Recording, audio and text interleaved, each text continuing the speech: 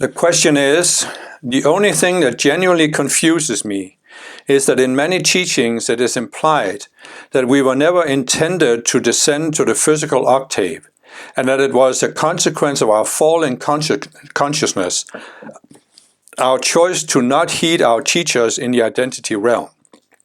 If the highest growth can be achieved in physical embodiment, why is it also implied that we were never truly intended to start our growth here?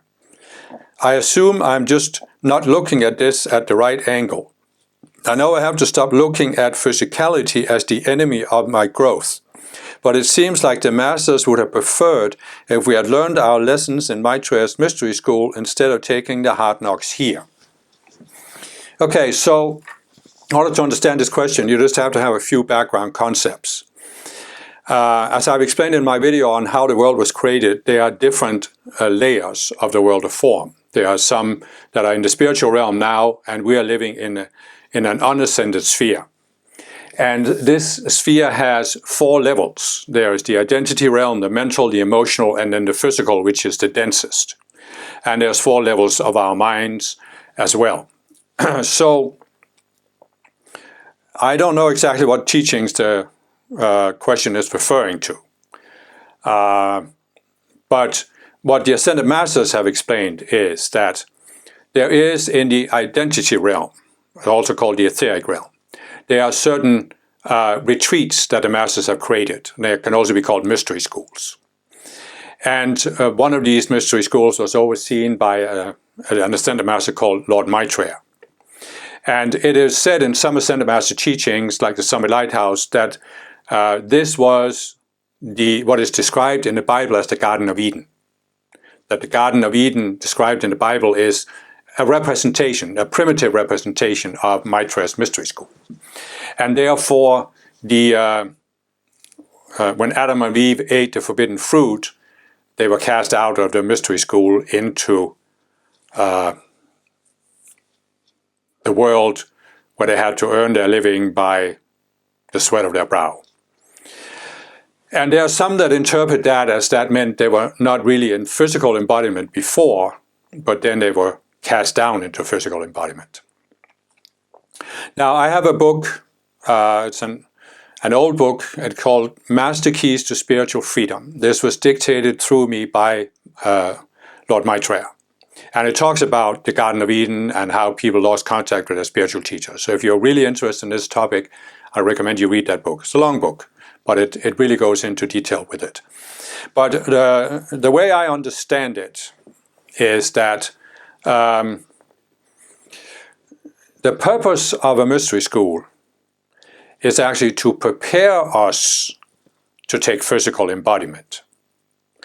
And part of that preparation is we need to deal with what I in many videos are called the duality consciousness or the consciousness of separation. In other words, the teacher is trying to help us experiment with the duality consciousness so that we can experience what it is without being trapped in it.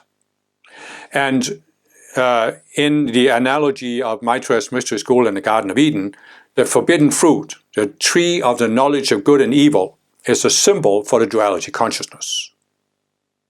This is a state of consciousness where you have knowledge of good and evil because you think dualistically. You are thinking in terms of 2 dualistic polarities, good, evil, right and wrong.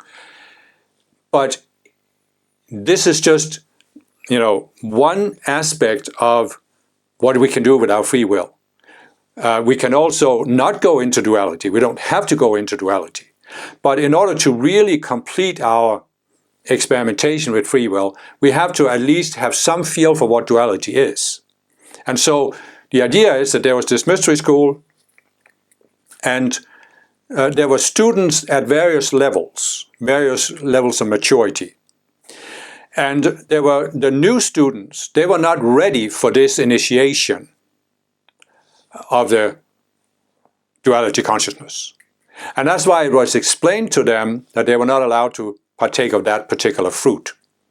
And it was said, if you partake of it, you will surely die. And so here comes the serpent, which is a representation of the fallen beings and the Antichrist consciousness, and says, "Thou shalt not surely die, but you shall become as a god, knowing good and evil." And you can say, but does that mean that it was a lie what they were told? No, because they did die spiritually. Because they died as connected beings. They severed their connection to the teacher, and now they became trapped in separation. And they died, the connected self died, and they were reborn as a separate sense of self. Did they become as gods, knowing good and evil? No. They become as the ego. The ego thinks it is a god, because the ego thinks it can define what's good and evil based on duality. But as I've explained in all of my videos about non-duality, this is a complete illusion. We are defining something that's completely unreal. Both what we say is good and what we say is evil is unreal. It's an illusion. So, where am I going with this? As I understand it, it's not a matter of whether we take physical embodiment or not.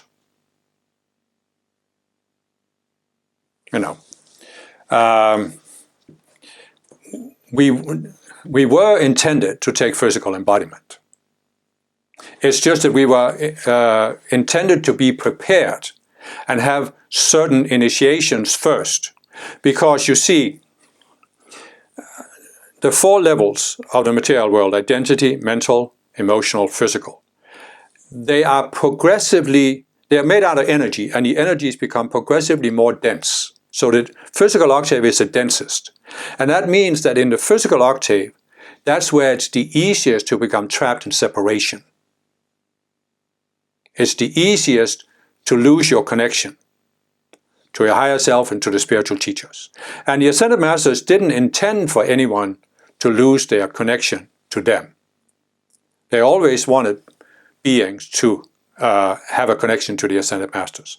But of course, because of free will, you can choose to sever that connection, and some people did that. Now, it's been explained also that there are beings who were created to only descend to the identity realm. Some were created to descend to the the mental, and some to the emotional. And they were not necessarily meant to take embodiment. But they could, by going into duality, they could descend to physical embodiment. So there are some people in embodiment on Earth, you could say, they were not actually designed to take embodiment, but they have, as the question says, fallen. But for most people, it's just a matter of you were meant to take physical embodiment, because since the physical is the densest, it leads to the greatest growth, because it's more difficult to pass the initiations here, and the more difficult it is, the more growth it leads to. So, there can be, as I said, some people you can have an intuitive sense that you weren't actually originally created to take physical embodiment. And it can be correct. But for most people, it's, certainly the Earth's inhabitants. Now, it's been explained also by the Ascended Masters that the Earth started out as a natural planet. And on a natural planet, all beings have a connection to the Ascended Masters. You just experience that connection. It's almost like you are physically talking to them. But then there were like 3 groups of original Earth inhabitants that were created to take embodiment on Earth. And the majority of each of those groups ascended. But then came a 4th group of life streams, and many of those didn't ascend. Some did, but many didn't. And that's what caused the Earth to eventually descend into this state it's in now, where it's an unnatural planet. And this is a rather complicated process that I won't go into here, but it involved a lot of things. So you could say that the Masters also explained this, that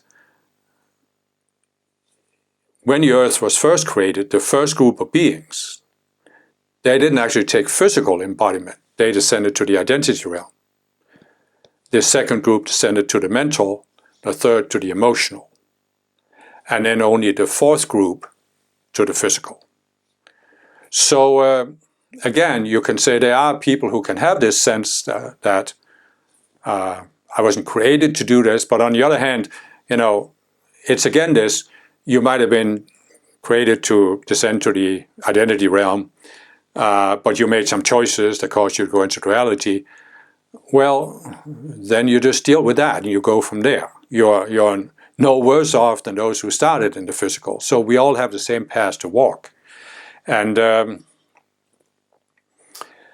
don't know if I am actually explaining, clarifying the issue or confusing it, because it is very complex. I'm just trying to say the vast majority of people who are embodied on Earth were created to take physical embodiment that are embodied right now. But there can, of course, be some who have an intuitive sense that they weren't originally created that way. But since you are now in physical embodiment, it really doesn't matter where you came from. What it matters is you follow the spiritual path that can take you beyond Earth. It's the same with those of us who are avatars. You could say an avatar wasn't created to take physical embodiment on a dense planet like Earth. We were created to take embodiment on a much less dense planet.